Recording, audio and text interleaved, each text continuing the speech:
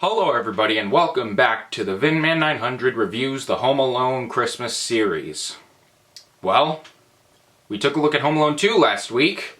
Now it's time to look at Home Alone 3.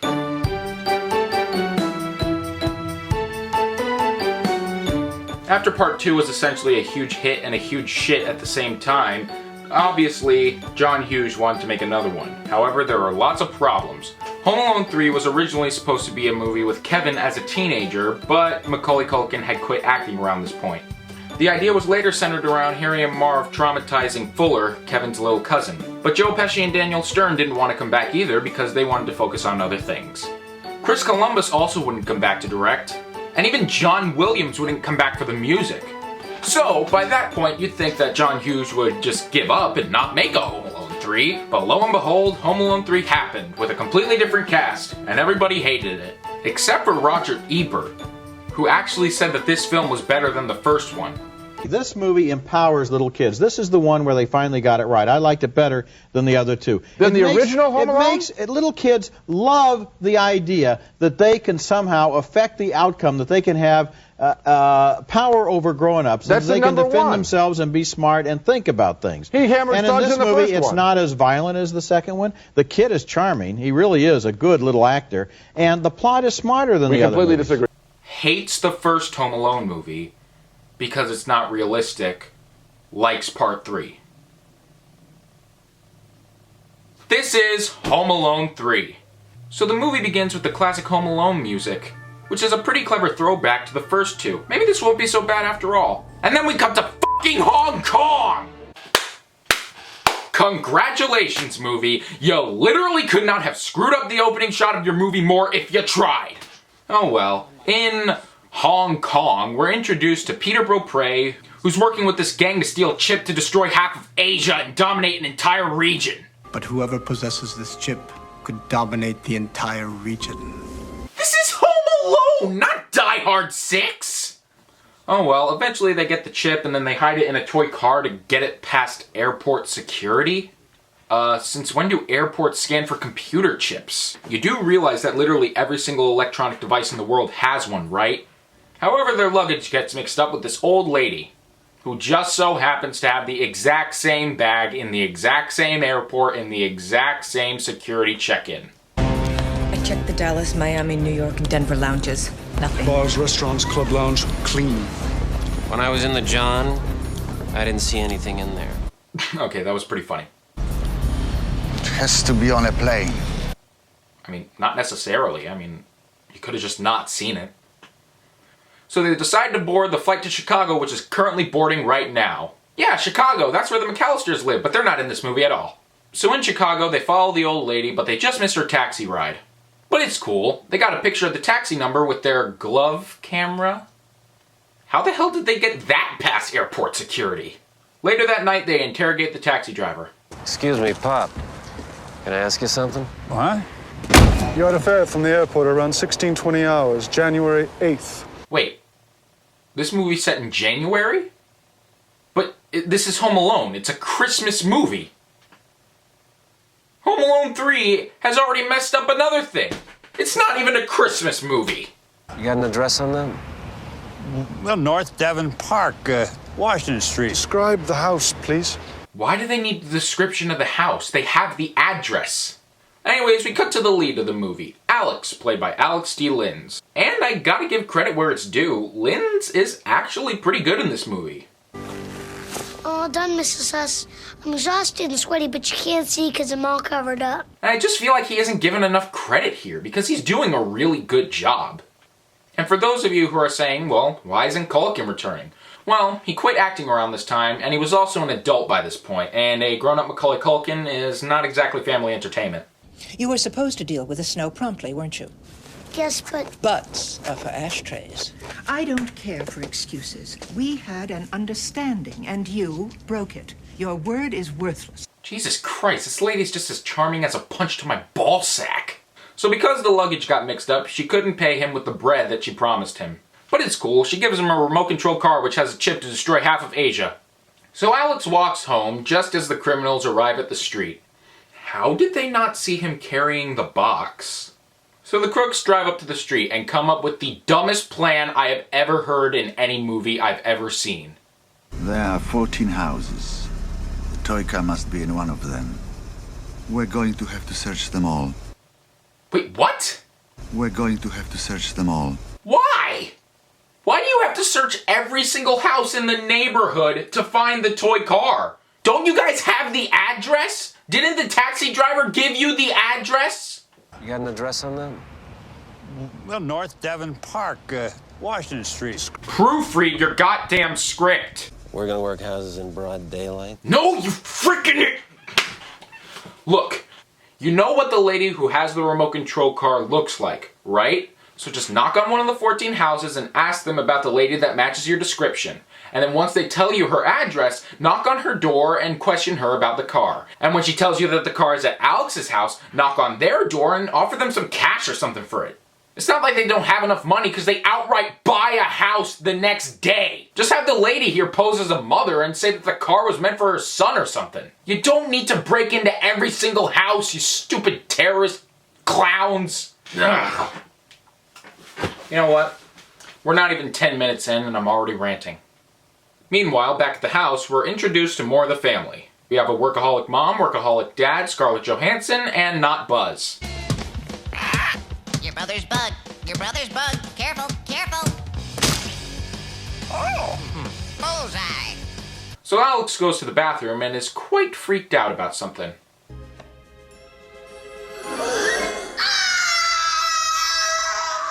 Alex slammed the toilet seat down on his thing again. Wait a minute, again? I gotta go. My kid slammed the toilet seat on this thing again. How many times has he done this? Chickenpox. Mom, with all due respect, this is a scam to get out of having to turn in his science project because his bug died. What? Yes, that's exactly what happened. Yeah, he went outside, grabbed the chickenpox kid, started making out with him, and rubbed him all over his face. All so he could get chickenpox and not go to school to turn in a science project because you killed his bug. There's a difference between being a bully and then making no goddamn sense. So Alex has the chickenpox, so he gets to stay home from school and have room service.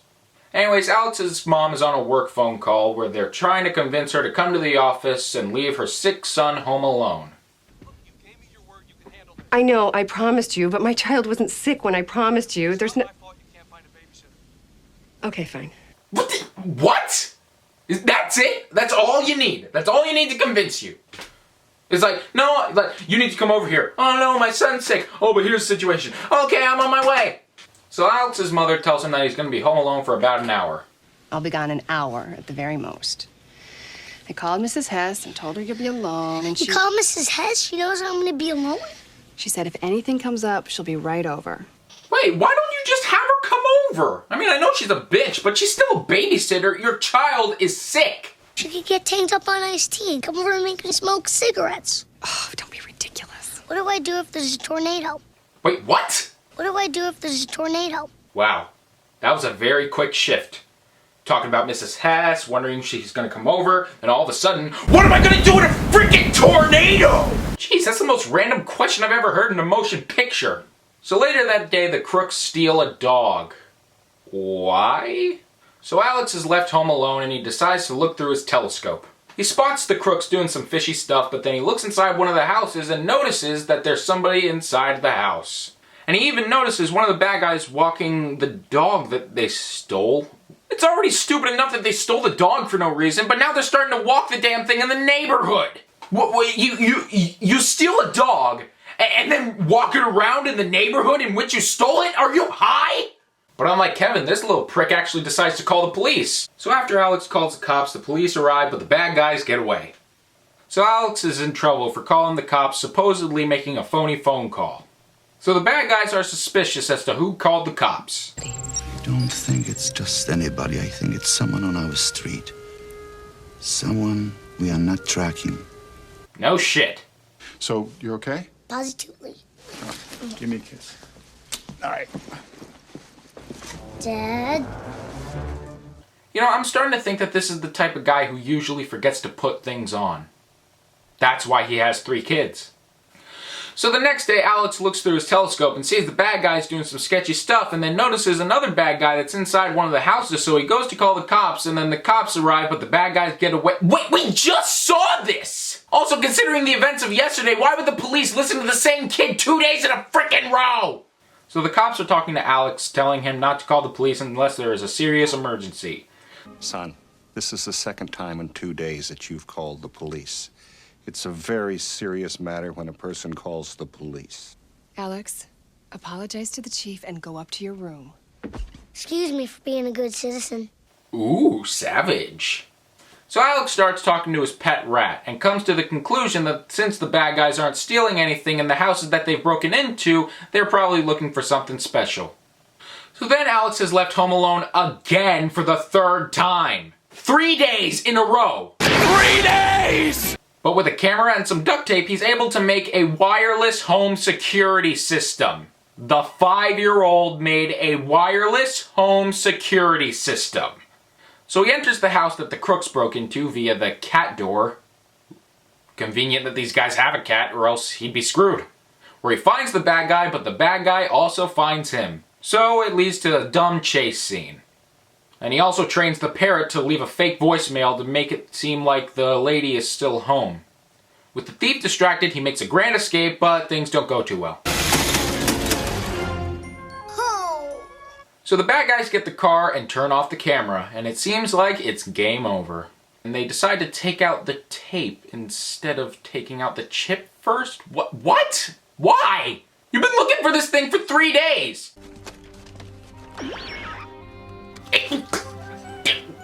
Why'd you turn the camera back on?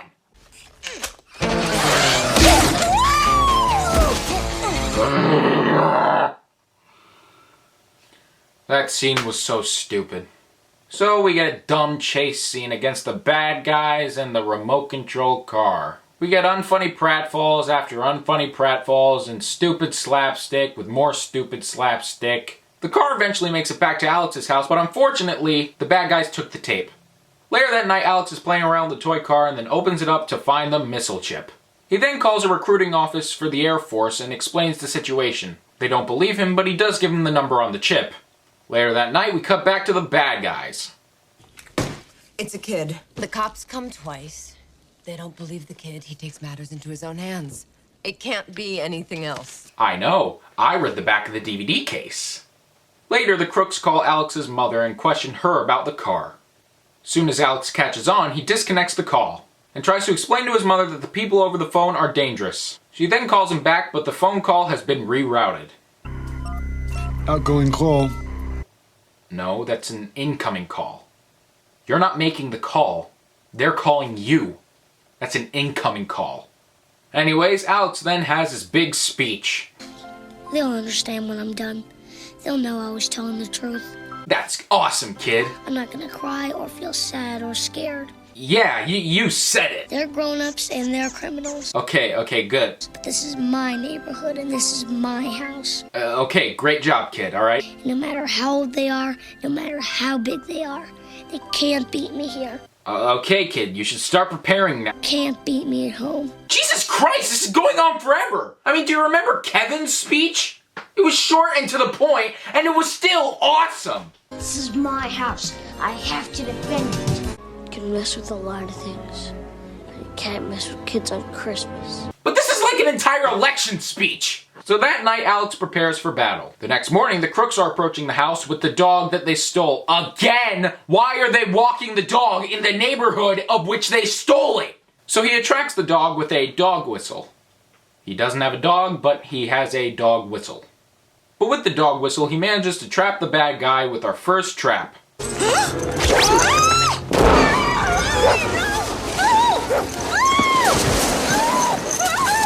So the mom leaves her sick kid home alone for the 4th time. The 4th time in a row!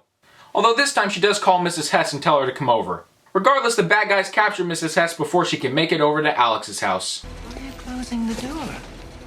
I left my heart in San Francisco. Okay, that's a pretty cool line. So then, we get started with the Home Alone trademark, the Booby Traps. So, what's up first?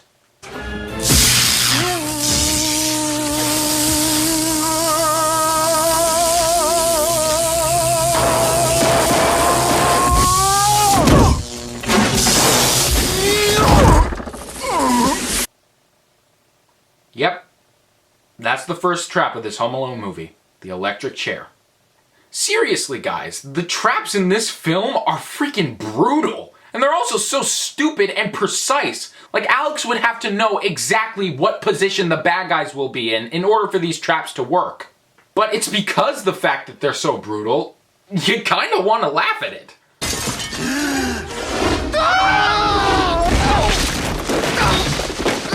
Jesus Christ! Holy shit! Oh no, it's not like I can walk away from the water. You got hit with a book? Plural, a trunk full of books. Then a set of weights. We got hit twice, you dumb broad. Excuse me, Mr. Unger. I didn't get taken down by an infant. Yes, you did. He got the dog to trip you up. Proofread your goddamn script! So we see more traps and more traps and more traps, and this happens.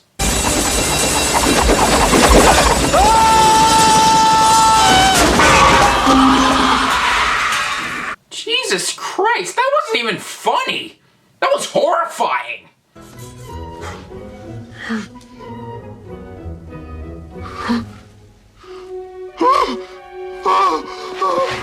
Really? That's your reaction to almost dying? You do realize your hair will grow back, right? So, back with the lead bad guy. Surprise!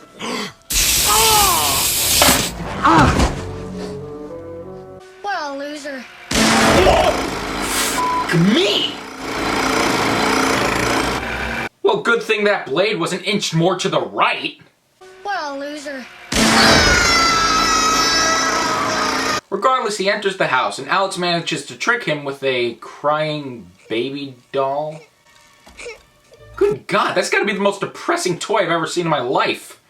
But then he opens the door only to be greeted with a punch to the dick. Okay, that's funny. He even gets shot up the ass and gets up like it's nothing. Meanwhile, back with the lady,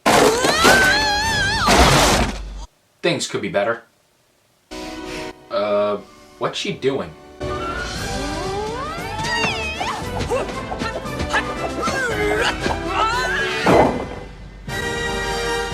Oh, of course, she can do all this acrobatic shit, but she can't catch a 5-year-old.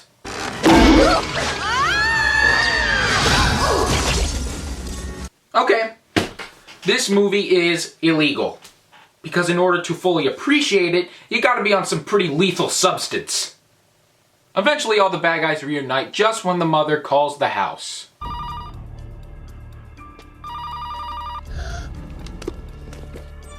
Time to shoot the phone lines. So one of the bad guys is listening to the phone call and accidentally mixes the toy gun up with the real gun because of course he does. Then the bad guys go upstairs and then Alex lets his pet rat roam around the house for free. Which that leads to this scene, which, prepare yourself because this scene alone honestly makes Home Alone 3 worth watching. Alice?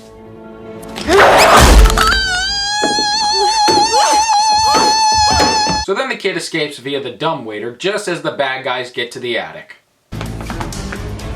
He's been watching us the whole time. Got a camera on us. You knew this the whole time! You literally said it earlier in the movie! We could have a watcher on any house in any street. Proofread your goddamn script! You're not gonna find me up there, you big dumb law-breaking knuckleheads! Kind of a step down from... Down here, you big horse's ass! Come and get me before I call the police! So the bad guys think that Alex jumped out the window onto the trampoline to escape, but that's obviously not what happened because if that did happen, there would be footprints on the trampoline. Go!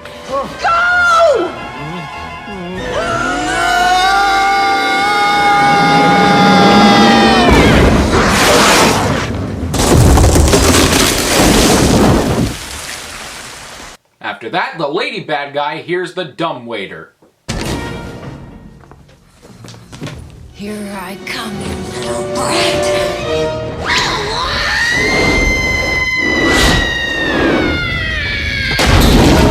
See, that's why ladies always go crazy when you leave the toilet seat up. because they have some stupid inability to just simply look at something first before sitting on it. Oh, I'm going to the movies. I'll go sit down. Oh no, I just sat in somebody's lap. Oh no, I didn't look down. I'm sorry. What isn't that hard to simply look down on where you're sitting? Is that so hard? So Alex runs away and then finds Mrs. Hess all taped up. This is actually a pretty dark scene because it's edited to make it look like she's actually dead. But of course she's still alive, because in order for her to die, the filmmakers would have had to have a pair of balls. But Alex forgets that there's actually 4 crooks that are after him. And this scene is actually pretty scary, the way he reveals himself from underneath all the stuff. So after he demands the chip, Alex denies, and then he pulls out a gun and demands the chip again. The chip, son.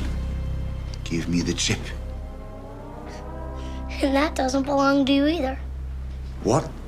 That's not your gun.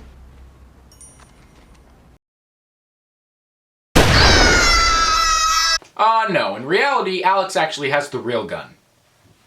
Well, I mean, he doesn't, because we clearly saw him earlier throwing away the real gun. This movie literally ruined its own twist! Then the mother returns home and then he and the kid reunite.